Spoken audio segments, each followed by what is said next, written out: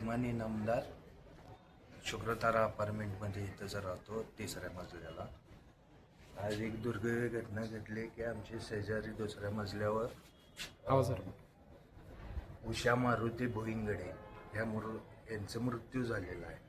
आणि संशय असा आहे की चोरीच्या बहाण्यानं हत्या झालेली आहे अशी ते तपास चालू आहे. त्या मानानं आता आमच्याकडनं जे सहकार्य होईल ते आम्ही करायला तयार आहे. रोजच्या प्रमाणात त्या आता पतीच्या निधनानंतर त्या एकट्या राहत होत्या.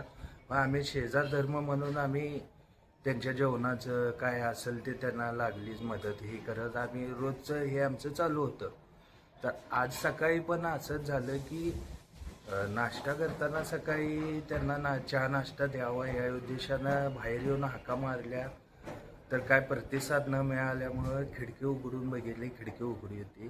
खिडकी सरकून बघितली तर मृतावस्थेत आढळले आम्हाला. त्यांच्या मिस्टरांचं मैदान होऊन जवळपास 2 महिने होत आले आता. दरवाजाकडे उघडा होता? दरवाजा बंदच होता. दरवाजा बंदच होता. आतनं सगळं हे होतं, फक्त खिडकी स्लायडिंगची असल्यामुळे ती उघडी होती आणि पडदे सरकवलेले फक्त. चोरीचा वगैरे काय संशय वगैरे? बहुतेक आम्हाला संशय आहे की चोरी करून हत्याचं प्रकरण आहे. कारण हालचाल काय झालेली नाही आणि आवाज असं पण काय आलेलं नाही. कारण वरच असल्यामुळे आणि बाजूला पण असल्यामुळे बाजूच्या पण लोकांना कोणाला पण हे नाही आहे. तर पूर्णपणे असं आहे की चोरीच्या उद्देशानं ही हत्या झालेली आहे. दागिन्याचं काय म्हणजे चोरी झाली वगैरे दागिन्याची? एवढं डिटेल माहीत नाही, खरं भरपूर प्रमाणात दागिने ते होते त्यांचे. आता सध्या कॅशमध्ये पैसे वगैरे आणि हे होते त्यांचे कोण नातेवाईक वगैरे काय?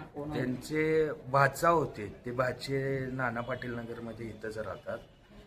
तिथं होते ते. आता इथं एकटे येऊन राहत होते. ते येऊन जाऊन बघत होते. मग काल तर ते नव्हते. आज असं झाल्यानंतर ते आता आज इथं आहेत. साधारण काय वय होतं त्यांचं? 75च्या आसपास आहे.